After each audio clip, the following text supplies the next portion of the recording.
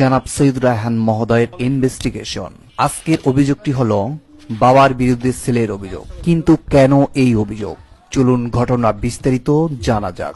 ভুক্তভোগীর যে অভিযোগটি সেটি আমরা প্রথমে একটু সংক্ষিপ্ত বলে দিই। আমরা হয়তো অনেক সময় দেখেছি ছেলের বিরুদ্ধে বাবার অভিযোগ, কিন্তু আজ কেন বাবার বিরুদ্ধে ছেলের অভিযোগ, এটা অনেকেরই মনে প্রশ্ন জাগতে পারে।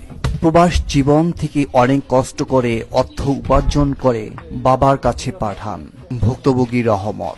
স্ত্রী এবং সন্তানও রয়েছে সেখানে। ভুক্তভোগী রহমত অভিযোগ করেছেন যে বাবা এবং তার বড় ভাই মিলে স্ত্রী এবং সন্তানকে বাড়ি উচ্ছেদ। ছেলে কি বাগবন্টন হয়েছে? হ্যাঁ, বাগবন্টন করে দিছে। রহমতের জায়গা কই? রহমতের জায়গায় ওই এবার বিয়া 30 শতক অন্দরে 10 শতক দিয়ে দিছে। কোন জায়গায়? এই যে এবার বিয়া, মানে এই বাড়িতে না? এই বাড়িতে। হ্যাঁ, এই বাড়িতে 30 শতকের অন্দরে 10 শতক দিয়ে দিছে। আর 20 শতক হচ্ছে কি আপনি?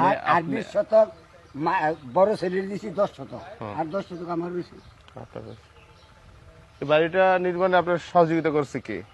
আমি আমার টাকা পয়সা অর্থ সম্পদ কে দিছে? টাকা দিছে কে? কেউ কোনটা হবে না। আমি করছি। আপনি করছেন? বলেন তো কি ঘটনা, বলেন তো। এখানে দাঁড়ান, এখানে দাঁড়ান, চাচা একটু ছেড়ে দাঁড়ান।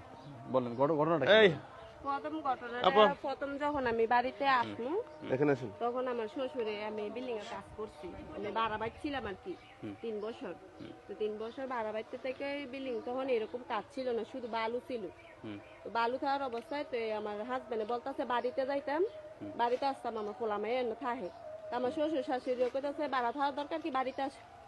তো স্যার আমি বাড়িতে হেন থেকে আইসে আমার শ্বশুরের কাছে টাকা দেয়, আমার শ্বশুরে সিমেন্ট বালু এনে কাজ করে।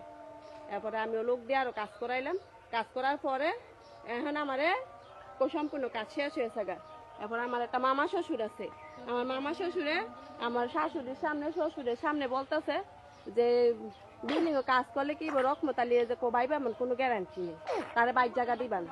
তো স্যার আমি বাইক যে কাজ করছি, তা আমি তো বাইক আসার জন্য বিল্ডিং কাজ করাইতেছে আমার শ্বশুরে দেওয়াইয়া। তো অনেক স্যার যখন কাজ সম্পূর্ণ শেষ হয়েছে আমি বাড়িতে আসমা, আমার বাড়িতে ঢুকতে দেয় না।